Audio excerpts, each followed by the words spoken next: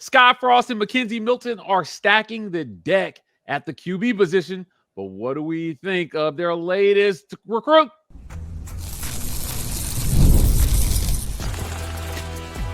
You are Locked On UCF, your daily podcast on the UCF Knights, part of the Locked On Podcast Network, your team every day. Welcome on in to Locked On UCF, your daily UCF podcast. I'm your host, Mike G, and thank you so much for making Locked On UCF your first listen of every single day. Look, if you've been making this your first listen of every single day since October, when we started, thank you so much. We are dangerously close, Andrew, to 1,000 subscribers. So if you're watching this for the first time, go on, smash that subscribe button and throw us a like and a comment. We appreciate everyone. We're working hard to bring you lots of great UCF content. But that latest content gave you QB commit Dante Carr yesterday, who I got a chance to talk to. The other man that will be in a QB competition with Kane Archer in a year or two, but he plans to enroll early. Andrew, you watched the interview. I was very impressed with this young man, with his demeanor, with the things that he said. A little bit of a different personality from Kane Archer in a really good way. I think both of them have great personalities, but this might be another diamond in the rough that they're going into the woods of Pennsylvania to find. Minersville High School. When your high school is named Minersville, you live in the boonies. Well, you listen to him, and you're being from Ohio myself.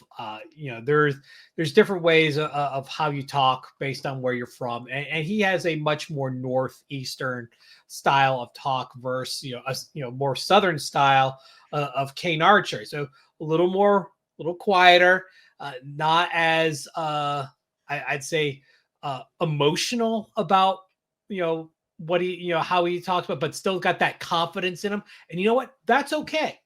That's okay. That doesn't change one way or the other. Plus, coming in as a freshman, there's that opportunity to grow and get out of your shell and become the leader that a quarterback has to be. So I think he's got a good head on his shoulders. He understands that he's not the total package yet, and that's one reason why he's going to UCF. Is he has the opportunity to develop there. McKenzie Milton, it's a dual threat quarterback who can run, and there's some parallels there. And so you use a guy who you just saw on TV just a few years ago. What he's capable of.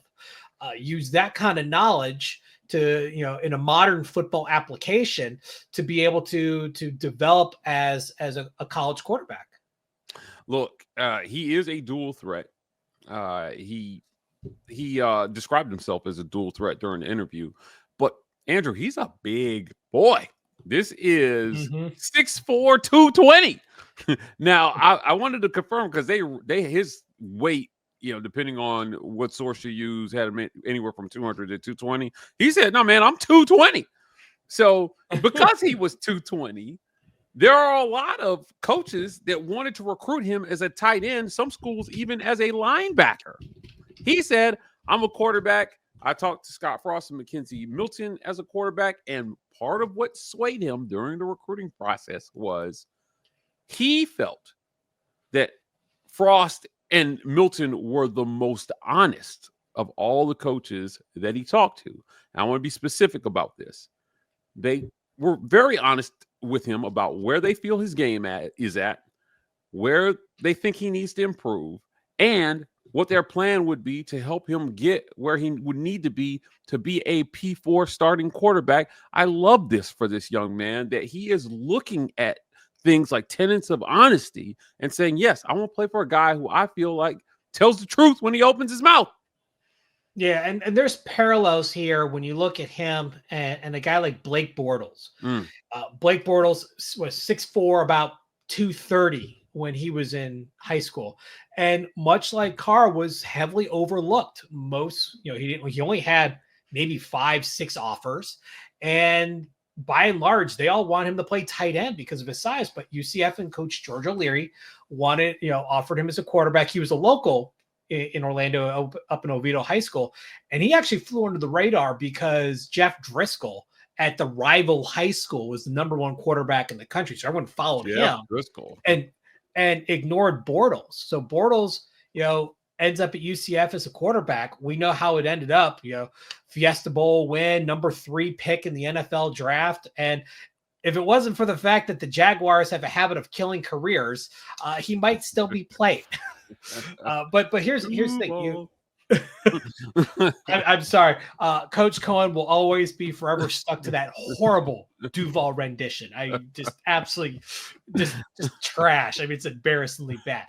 But to get back on track, Dante Carr does not have a lot of FBS offers. Rutgers was the biggest school along with UCF.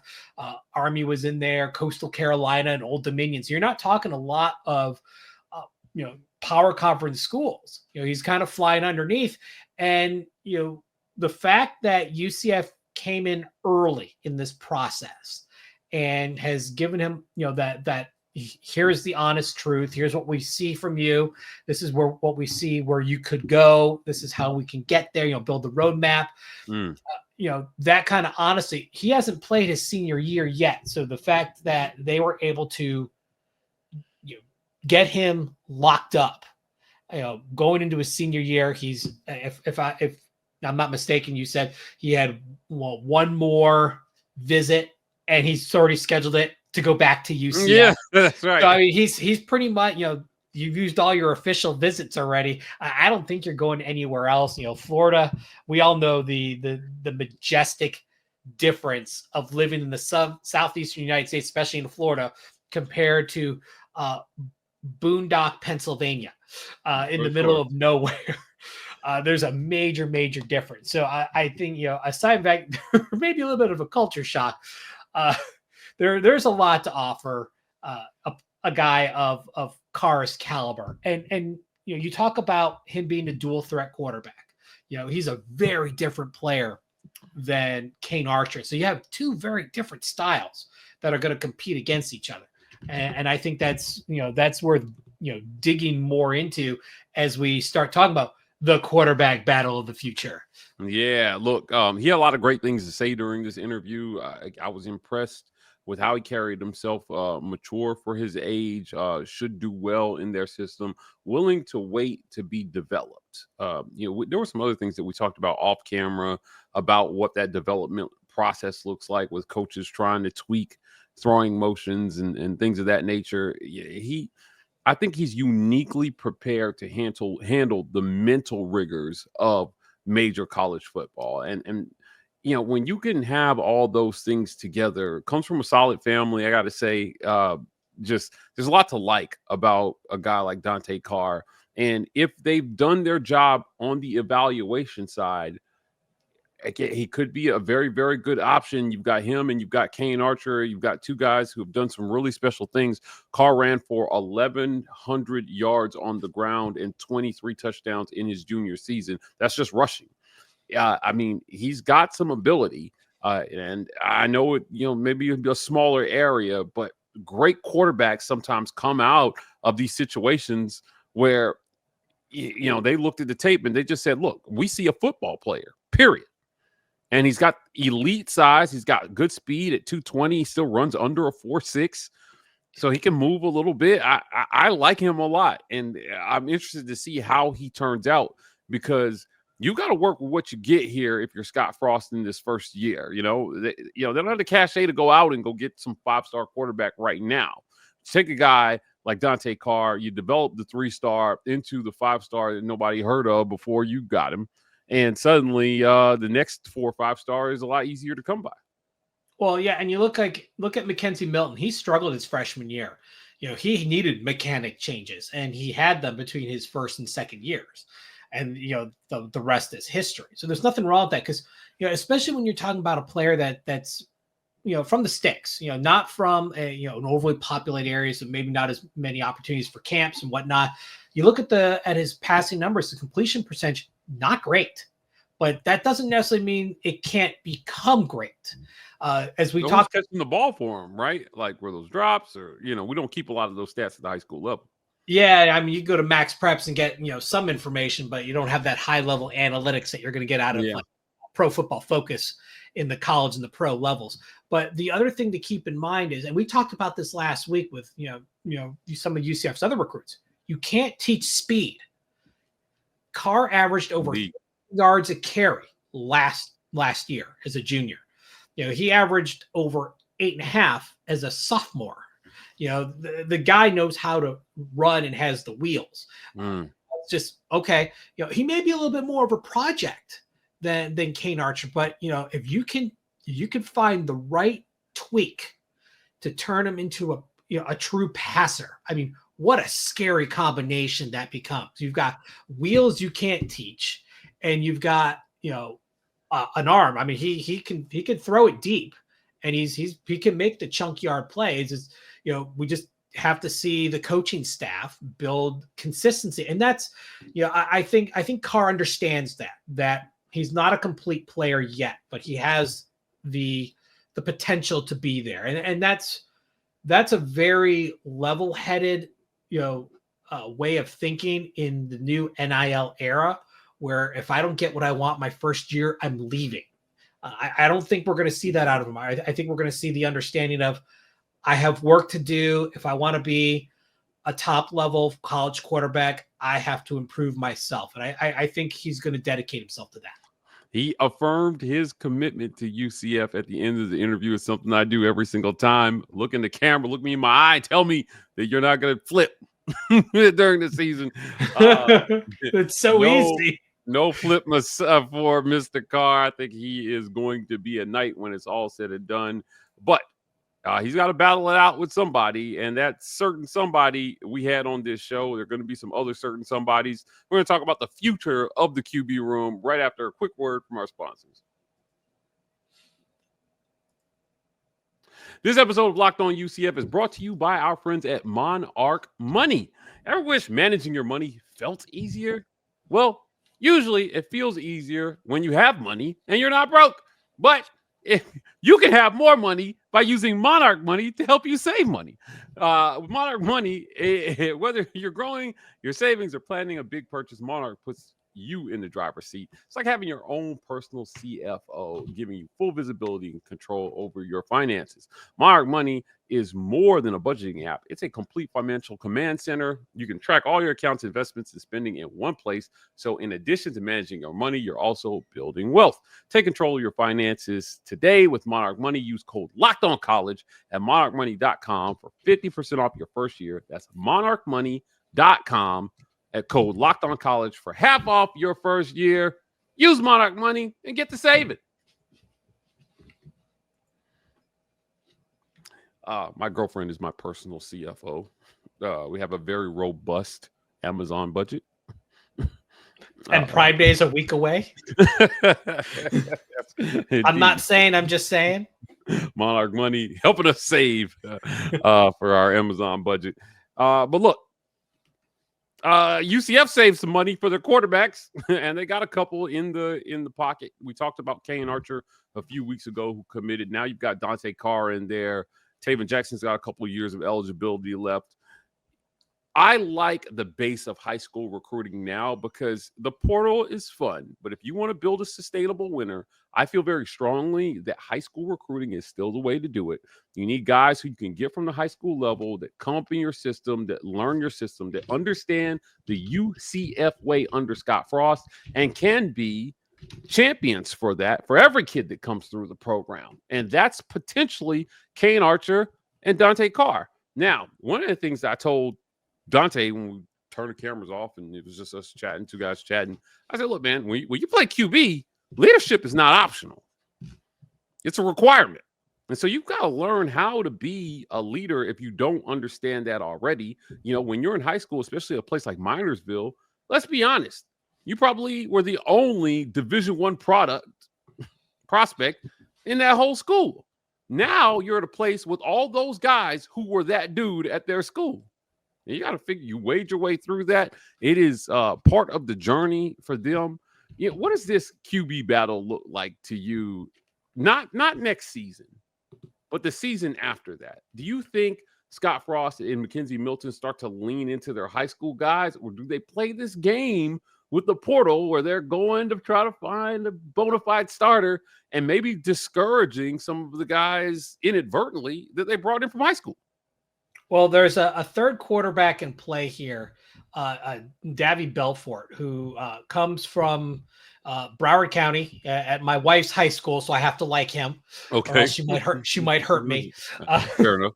But we all got he's a redshirt freshman. He transferred from Virginia Tech, and his high school stats, he's kind of in between Archer and Carr as far as like passing yards, but his senior year, he was over 66% completions, 20 touchdowns, just shy of 2,600 yards, and almost 500 yards on the ground. So I mean, he's a dual threat, but he's not, unlike Carr, he's not a run first guy. But I mean, he could still tuck and run. He averaged 7.7 yards a carry as a senior. So this is a kind of prototypical player that falls within the type of mold that a Scott Frost offense would look for. A guy who could throw it often and throw it accurately, but can also tuck and run. So you basically got three guys that you've got the gunslinger, you've got the middle guy, and you've got the legs.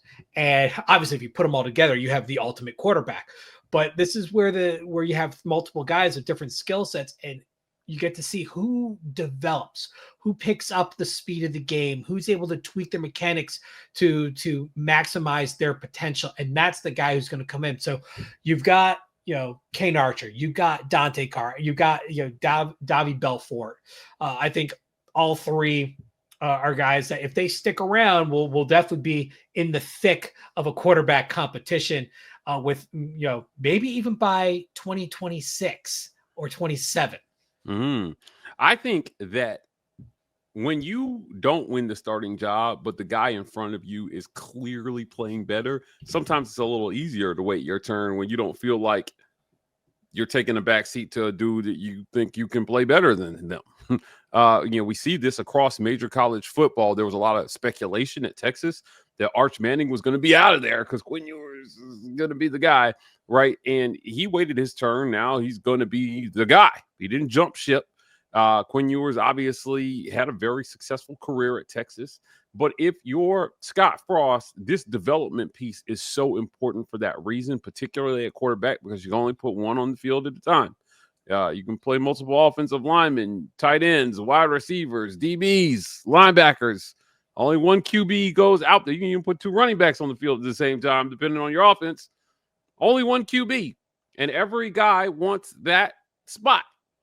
So it's important that they pick the right guy, not only for the sake of the football team, but for the morale of the room. They feel like, hey, the guy in front of me is balling. And when it's my turn, I'm going to play just as well, if not better than that guy. But it's much easier, I think, sometimes for the backup to watch your team win and feel like you're going to step in and keep the tradition going than feeling like if your coach is making the wrong decision now, what's to stop him from doing that again when this guy's out of here? Yeah, and here's the thing with the 2025 group. It's, a bunch of new guys. It's kind of a mishmash of just players, not necessarily the guys that Scott Frost wants. It's just the guys that Scott Frost could get. So you've got potentially two carryovers in Tayven Jackson and Davy Belfort. And then you got these two new freshmen. So you're going to have a 4 quarterback room in theory. Let's assume everyone stays, the next year. I mean, who knows what happens with the portal and whatnot, but let's assume everyone stays, honors their commitment, yada, yada. You're going to have 4 quarterbacks. So there's your full room. Mm-hmm. And if Tayven Jackson does not win over the hearts and minds of the coaching staff, and there's no saying he will. I mean, his experience on the field is minimal. He was stuck behind better players. Curtis Rourke was, not going to be denied at Indiana. He wasn't going to get that much playing time ahead of him. So now is his chance to prove that he's the legit. If he falls on his face, that opens the door for these young guys to come in, and they know there's opportunity there. it's not like UCF is established at this point. They've hit a reset on the program. They've replaced, more than half the roster. Mm-hmm. This is an opportunity, and I'm pretty sure that did not go past these two recruits' minds of, I have an opportunity based on what the situation is now and what I'm potentially walking into, where I could get on the field pretty quick if I get my poop together and ball out. So I would not be surprised if the competition is extremely open next year. Yeah, look, I think that it will be open. I think that's what they want. You want an open conversation when it comes to your QBs, and you want to feel like there's a battle in there at least through the spring. Look, it's not a bad thing to know who your starter is, because that guy just the incumbent played so well that it's a foregone conclusion. But you've got to start that somewhere. Now, I don't know if it's going to be this year. One of the things that we kind of laughed about together, Dante and I, was the fact that UCF played 4 quarterbacks last year, and not due to injury. It was all just poor play. They were ineffective. Yeah, I mean, craziness, but that's either a development issue or an evaluation issue. But what are the chances that they misevaluated 4 guys? No way. You underdeveloped them. Yeah, and that staff's gone. Right. Let's highlight that. They're gone. So now you've got, okay, what happened last year, it's out of the picture now. Now it's a fresh sheet of paper. It's a blank slate, a fresh canvas, and you can get that bad taste out of your mouth of like, what am I walking into? Because it's not going to be that. Well, I'll tell you this. Again, it was something we talked about, the faith that he had in this staff because of their honesty and being forthcoming about where they saw his game, where he fits there, and what he needs to do to move forward. I can't stress enough. I really like that about this young man. I'm looking forward to future conversations with him. And we're going to let him play out his senior season, but he promised to check in with us on signing day when the ink goes to paper in December, and he makes it official that he is a UCF Knight. But look, there are some guys who are already UCF Knights that will be representing their school at Big 12 Media Days. We're going to talk about who made the list next on Locked On UCF.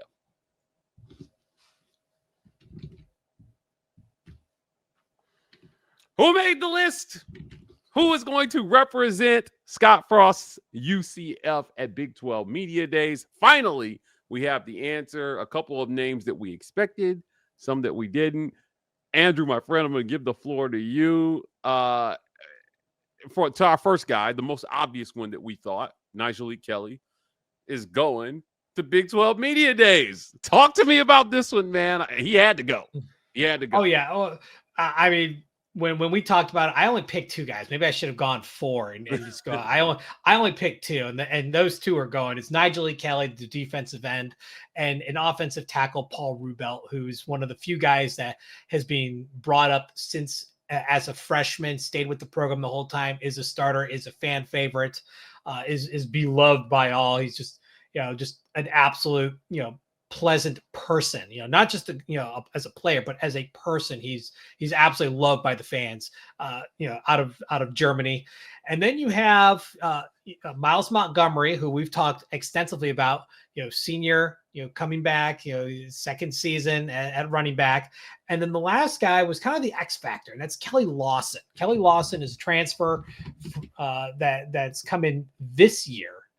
And, he's from Virginia Tech. He's a one and done, but he was an honorable mention all ACC player last year. So, I mean, this is a good guy. And, UCF has had good luck on bringing in, linebackers from the transfer portal. They've had a number of strong players over the years, and hopefully this is just another one. But this is the guy they kind of have circled as the anchor of the defense, from that linebacking position. So Kelly Lawson's going to be the 4th guy heading over to Big 12 Media Days, which are coming up soon. There was one name on the list that we were surprised at, right? Miles Montgomery. It's interesting, but that Montgomery was picked, but there's questions on where he is on the depth chart. Yes, right. That's where I was going.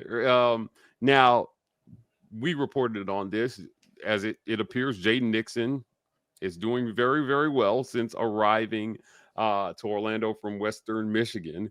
But they picked Miles Montgomery, the senior, to go.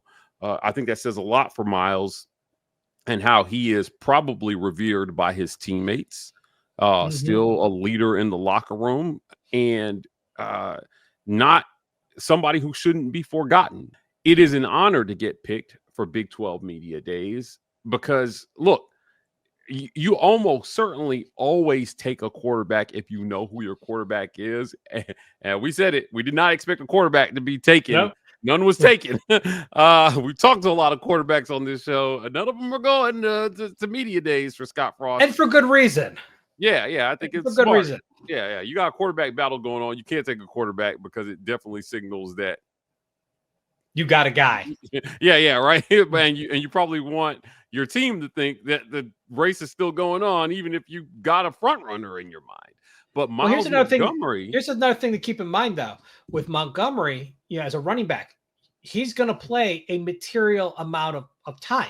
Mm-hmm. It's not like a quarterback where it's one guy. Yeah, running back, true. It's a stable. So even if he's not, the primary ball carrier, and it's hard to say where it's going to be at this point. Nixon's already getting all Big 12 preseason, honors from Phil Steele. I mean, this is obviously very early, but even if he's a second string guy, he's going to get playing time and plenty of it. So Montgomery going, I think, is very fitting. You reward your upperclassmen, you reward your leaders, and you have two defenders, two offenders, to kind of blend it up, mix it up, so you're not favoring one side over the other. And I think UCF be well represented. I think all four of these players are well deserving of this selection. Yep. UCF will go on Tuesday this year. That's July the 8th. And we will see Miles Montgomery, Paul Rubelt, Najee Kelly, and Kelly Lawson, as you stated, representing the Knights there. Look, I mean, I hope these guys have a fun trip. I hope that they understand the gravity of what this is and the honor that it is to be able to stand in front of the media, to stand in front of us and speak for your coach, your teammates, and for your fan base. It is a great honor to be chosen to do this. And this, to me, officially starts the era of Scott Frost back in Orlando media days. I can't wait to hear what he has to say. We're going to cover that extensively that week. Andrew, great conversation as always. One we will continue into the off season and into fall camp. But look, we're going to get out of here. I want to thank everybody for making Locked On UCF your first listen of every day. For your next listen, go check out the Portal Show with our guy Brian Smith. He always has the latest when it comes to transfer news, portal entries, and signings. Be the most informed fan on the rapid changes to college football. Find the Portal on YouTube or wherever you listen to your podcast, and find us here tomorrow on Locked On UCF.